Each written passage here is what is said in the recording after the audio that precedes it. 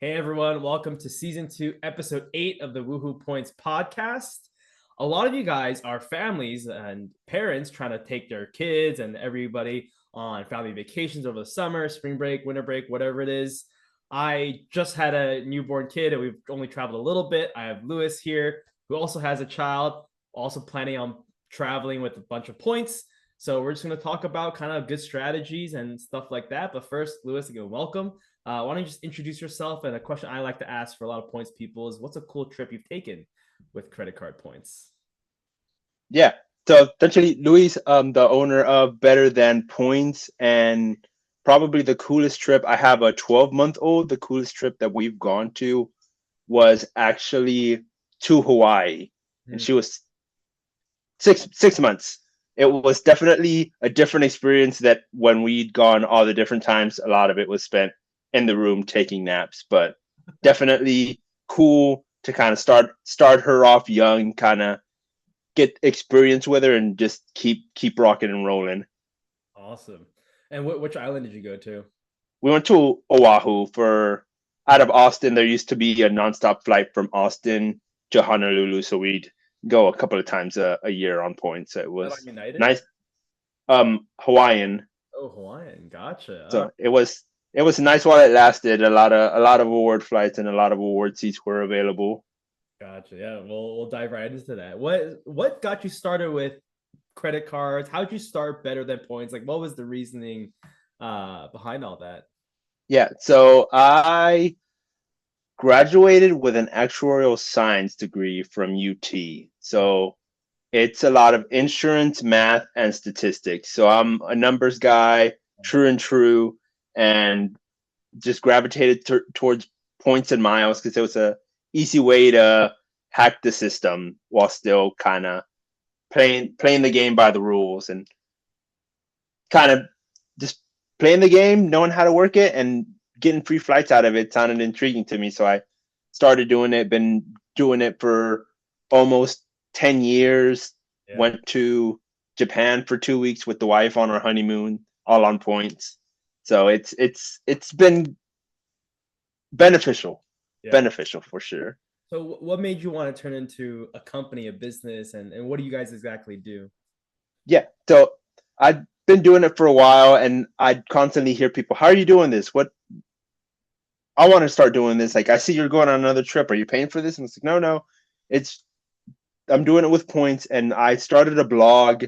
It wasn't getting much traction, and then from there, I had the realization it's a lot easier for me to start a newsletter and send out the information and just show people how I'm doing it rather than trying to get them to come back on my site weekly to Yeah. try and see trying to digest the information. So a lot easier just for me to have a weekly newsletter. Hey, this is what's going on in the point and travel game.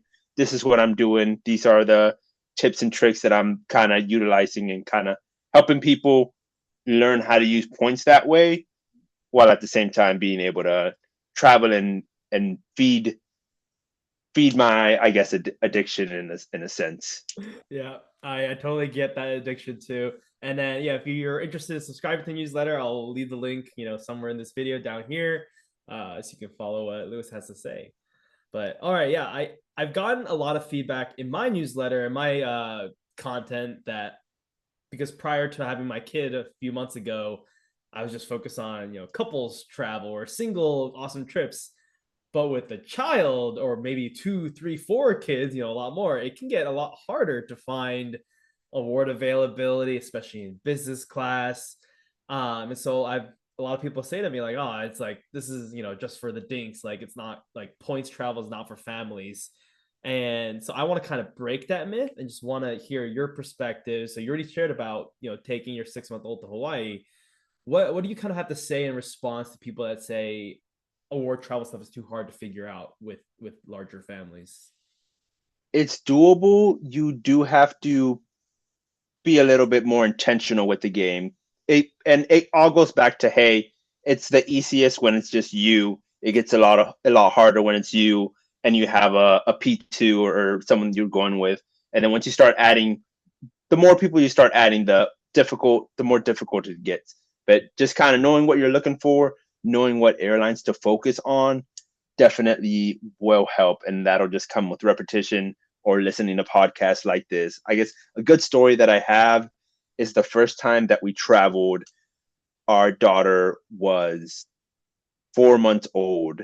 We were going to a French wedding out in Sisters, Oregon, and booked that flight with points. But in a sense, I still had the mindset and the mind frame of traveling just as a couple and not with a newborn. And of course, I didn't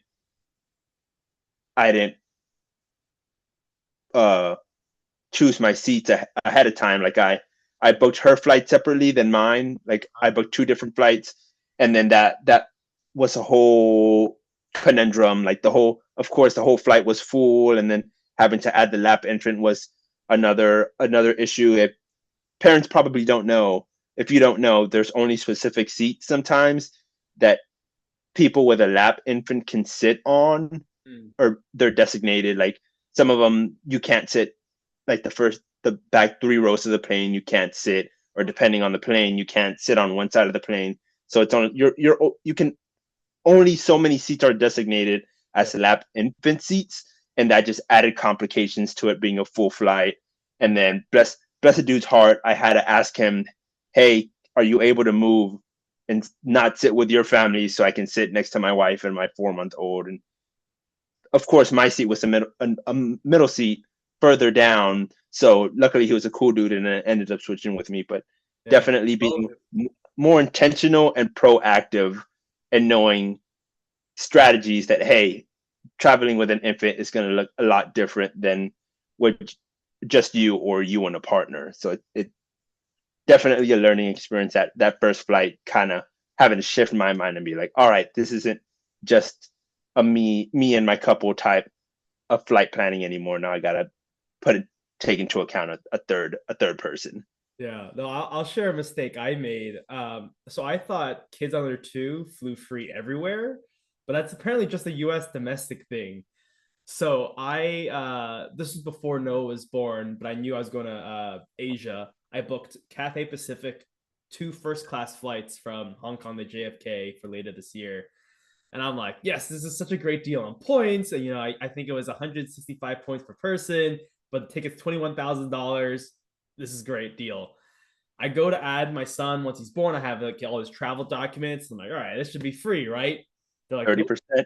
it was 10%, thankfully. But like, again, the first class flight is $21,000 one way. And like, I would never pay for that normally. And I was like, and I saw it in Hong Kong dollars. So I was like, oh, I don't know exactly how much this is, but it can't be that much. And I saw it on my credit card dollar, like $2,000 for this freaking kid to fly on my lap in a first class suite. It was like, you're like, what in the world? yeah. So that was my mistake. And like, if I could do it again, I think my wife and I would have just as much of a fun experience in business class, and it would have only been like a couple $100 in tax fees. So that was definitely put a damper on, probably on the whole trip once you got the bill, or once you saw it and you're like, yeah. But like, the bill's been paid in 2024. This trip is coming in 2025. Once I get on the plane, like, I will forget hopefully all of it. It's just in the back of my mind. I was like, this spoiled kid.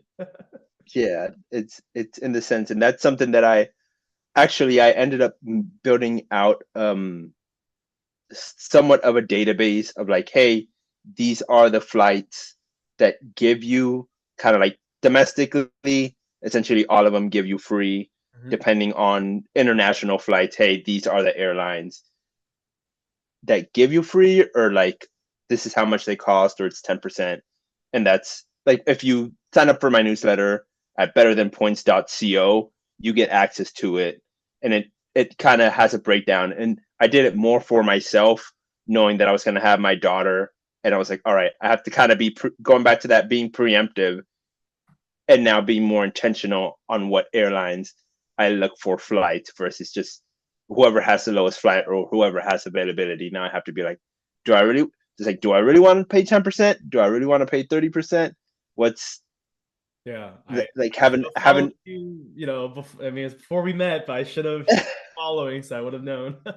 yeah, or like KLM, like if you have a kid between 2 and 11, you get 25% off the award ticket price, which is like one of the more family friendly program. So kind of having that in mind too when you're booking definitely helps. And I like Air France and KLM for recommending to families traveling to Europe just because they also provide more award seats. And now with their devaluation and change, it seems like it's also opened up more business class. So I do think, yeah, that's like a one sweet spot where if you're a family of 4, 5, or even 6, right, you got some grandparents that you want to invite to, like that seems to be a good spot for getting multiple business class seats. Are there other airlines like that for other places, you think? Yeah, there. I want to say the caveat with that with a lap infant, I believe it's still 10%. So you have to 10% of the like the full flight, the cost of the full flight. But in terms of lap infants, I'm literally have the Notion document put up right now. I want to say the best one if you're flying internationally is to book through Air Canada Hmm. Aeroplan because that's going to be 25 Canadian dollars or 2,500 miles. Yeah. No matter the airline. So if you're able to, hey, ANA flights sometimes show up through Air Canada, so that might be a bet versus booking ANA through their own program, which charges you 10%. Then you're kind of going back to that hey, I'm paying over 1,000. If you're able to find it through Air Canada, you're paying $25 for it. So while it's going to be a little harder, I'd rather pay $25 for my 1-year-old daughter than a Fair enough. grand or two. Yeah, that's helpful. How about like outside of lap infants? So I guess some of my clients have older kids, elementary school, middle school. Are there certain airlines or other tips or things to like watch out for when they're booking award travel? I would say honestly, like you said, Air France KLM is my go-to whenever I'm talking to clients or hey, how many people do you have in your group? Because they're the ones that are dropping 5, 6 award seats at one time. And the only other airline that I'm seeing dropping that many award seats at one time is through Air Canada Aeroplan and a lot of like European carriers Mhm. use them, like you're able to book European carriers through them. So if you're going to Europe, they're definitely a good spot to look at. Kind of going back to lap infants, I'd I used to be the type of guy that was rolling up to the airline an hour or 30 minutes before my flight sometimes. Mm. But since having a kid, that changes everything, especially when you have to add a lap infant to your ticket. I don't know why, but carrier portals, like it causes carrier portals to break down. Some of them do it great. Other ones, if you do an award seat, it won't let you do it. You try and call in, they won't let you do it, and you have to go to the desk. And I've heard people missing flights because they couldn't add the lap infant to their ticket. They went to the desk. The desk had a flight had to get canceled, and all the people from that flight were in line, and they had to stay in the line too, and they ended up missing their flight too. So definitely, if you have a lap infant, get to the airport early because you never know what they're how long it's going to take to add them to your ticket, or hey, we got to see their passport, or hey, we got to test their milk or their water or whatever kind of food you got going on for them. So it's always a toss up once you add a little baby to the mix. Yep. People go crazy at the airports. Babies are dangerous, I know. They have a blowout, right on the plane. Hopefully beforehand, but you can't tell the baby, all right, get your business out of the way before this 8-hour flight. Or they should understand. I have an upcoming flight to San Diego, and on United, I've been able to add it online. On the way back, we're flying Alaska. I've been able to add it, but that's good to know to go beforehand. And then we still want to hang on the lounge, but I also know because we took a test trip to Dallas. I also know now we can't hang in the lounge too long. We need to go to the gate, check in our stroller, and do all the extra stuff, and then sit around a little bit. What's kind of your view of going into the airplane? Do you guys take advantage of the parents with kids going first, or do you like to just hang back? I've heard like strategies for one parent Yeah, first, another. Like, what's your kind of strategy? we honestly tag team it. my wife will stay with our daughter, and then I'll just go in and take all the luggage. We have a Duna, so it's a stroller, and then it collapses. Shout out Duna. Dude, it's It so fun. collapses. It collapses into like a baby seat, but we end up gate checking that. But we ended up going on Amazon and just finding a bag carrier for it so it doesn't get beat up. But along with that, we're able to kind of throw in some extra stuff or like a diaper bag or something we don't need on the plane, and then we zip it up so that it kind of frees us up from having to deal with that while on the plane. And that's been super helpful in the sense of like having somewhere to put her while going through the airport, or like having to take our shoes off, or inevitably getting everything else checked. We can kind of just put her in her Duna while we have to do all that stuff, and Yeah. then on the plane just kind of hold her. But I've also seen people just take the Duna on the plane themselves, or ask the desk attendant, hey, if this isn't a full flight, can I bring my baby's car seat and have it with me? And if you ask nicely, a lot of the time they'll say yeah, Yeah. rather than having to hold the baby That, the whole that's what plane I'm ride. kind of hoping for in this upcoming trip. I keep checking every few days. It's like, okay, it's not a full flight yet, not a full flight yet, but I know the day of it can easily change. So we'll see. Yeah, no, on that flight to Hawaii, luckily we had lie flat seats, but we ended up just kind of switching back and forth the whole time, Yeah, and God, kind of having the baby sleep on one of us for a bit, and then taking turns. But it ended up working out. She was pretty chill the whole time. So that's great. No crying babies. So we've talked about the trips and stuff, and a little bit about the points side. How about like planning? So obviously, I think this is more for people with kids in school, so they have to figure out, the school spring break, winter break, and those times, even the 3 day holiday weekends. Do you have like piece of advice for them as they're building up their point stash and then trying to plan points? Like, what's like good timing that they should be planning? What should they be looking for? Should they just try to like, I don't know, do you recommend just taking it easy, doing domestic trips, maybe the Caribbean trips, or do you think it's still feasible to do the larger European, Asian, business class trips? yeah, it's definitely feasible. You have to, in a sense, you have time on your side because you get the school calendar a year in advance, so you know what days the kids are going to be out. And in terms of award availability, a lot of airlines are releasing their seats 361 days out. So in that sense, if you know that, you're able to go and look at those airlines, Air Francis, and kind of see that award availability and kind of keep tabs on it. I I advise my clients, hey, just book something now, and then if something better opens up between now and when your flight's going to be, then you can change over to it. But it's better just to have something locked in, especially if you're able to kind of get the whole family on that one plane, that one itinerary. That's a lot better than trying to get the flight that you want, in a sense. Yeah, gotcha. And then some things I've seen recommended too is, a lot of most flights are usually only two business class seats available on points. Obviously, Air France being an exception. So what I've seen is like families with two parents, two kids, they'll split it, right? Like one parent and one kid go on the first flight, another parent, another kid goes on the next flight. Are there other kind of tricks or tips that you have again for families like that, or maybe families of five?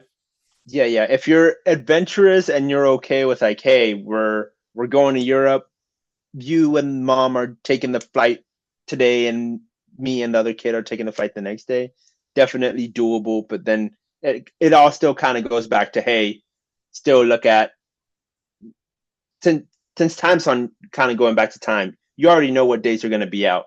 Try and book it that those 360 days out, because that just gives you more leeway into, hey, maybe setting up some award search when one or two more tickets kind of become available, and going that way. Yeah, I kind of like that strategy better because sometimes people just do, two kids in economy and parents in business, like sure, fine, whatever. But like I think booking in so far advance on different flights, like there's a chance that there's a time change or something, and then you get a free change to another flight. So hopefully they could be together. That's a Yeah, yeah. And that's then guaranteed. there's there's like one hack I'm not sure how long it'll stay around, but on Hawaiian, you're able to sometimes they have saver rates, so you can buy like let's say the premium plus, like the one with extra leg room that's for Austin it used to be between 200 and 300 bucks, which the travel credit took care of most of that, and then you'd be able to upgrade for 25,000 points to business class. Yeah. So if you're able to do that with your, I know you're able to do that with Hawaiian, but other carriers as well. If you're only able to get 2 award seats in business class, that might be something to hey, do premium plus, and then when more award availability comes up, just up use the 25,000 points or however much it is to kind of upgrade the rest of the family up there. Yeah, that's another good strategy. I just personally feel like though that's not as common. I feel like more and more airlines aren't doing or allowing miles upgrades. I don't know. Have you been able Yeah, to and do that too? I I mainly did it with Hawaiian because that was just the airline that I was taking 2 to 3 trips on in a year and kind of found, hey, my airline credit is going to take care of most of the cash fare, and then I can use 25,000 points to Yeah. upgrade to business class. So in some cases that's how I ended up doing it, or I'd just pay the 40,000 for business class lie flat. Yeah, that makes sense. All right. So I feel like we're going backwards, right? We talk about the fun trips, then like how to plan for them. I realize what we haven't really touched on is like what are some best ways for families to get those points for those flights. Yeah. So the main strategy is going to be those sign up bonuses. And most of the time, luckily, if you have a family, you have a P1, P2, you're able to get that player one or you to sign up for a card, and you can refer your spouse to that other card or that same card. So one, you're getting those 2 bonuses, and then you're also getting that referral bonus to kind of help pad that. And that's sometimes enough to kind of get the whole family there, and then maybe you have to open up 2 more cards to be able to get the family back. But just with a little planning and being able to have more than one person, it definitely stacks up fast. Yeah. Do you have a favorite card you like to recommend for families? Honestly, I like the Chase Sapphire Preferred, given that it's if it's more than one person, you're getting the annual fee is not going to be a hard hit if you have 2 of those in the family. Mhm. And then as well, the travel insurance is great, given that hey, it's you don't have to take a round trip for it to take an effect like other premium travel cards. Yeah. And then I know you really like the Amex Gold. Is that still like up there, or is the annual fee a little too high? It's getting too high, man. It's when people the two ones that I'm starting to recommend more are the Chase Sapphire Preferred and the Venture X. The Venture X is an easy one Yep. to recommend, given that hey, it depending on where you live, and if there's a Capital One lounge that you can have access to, it's kind of a no brainer in the sense like hey, you have a lounge, you have the $300 flight credit, as well as the point bonus that you get every year, and then as well, if you're going somewhere as a family and you're in a pinch and don't want to pay with cash, you can use your points through the Capital One portal Yeah. to pay for that those hotels too.